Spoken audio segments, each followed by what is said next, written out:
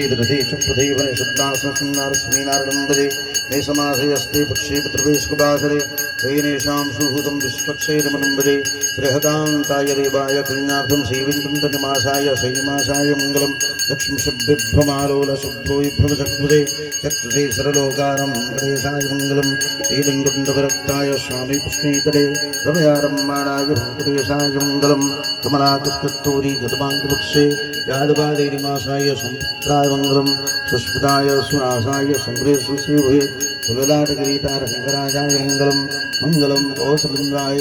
मनुमुत्ते चक्रवर्तीतनोजाय सरोपाय मङ्गलं श्रीमद्गोपालबालाय गोदाविष्णुनायने श्रीशक्ताभगसदेवाय मङ्गलं नीलाचन्द्रमासत्याय प्रमत्पने सुपुत्रापदनाथाय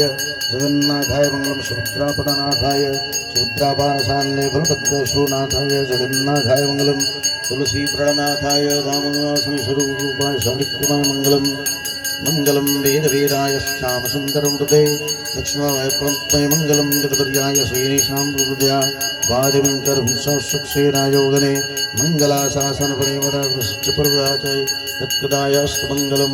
मङ्गलाशासनपरिमदाचार्यो पुण्येश्वरश्च परवेयाचार्ये तत्कदायास्तमङ्गलम् शरवदेशविशाखारे शुद्धात्परक्रम रामानुजदिव्यागा वृद्धदां रामानुजदिव्यागा विद्वा विङ्गदव्याभिनि भोजा साई लोकदर्शने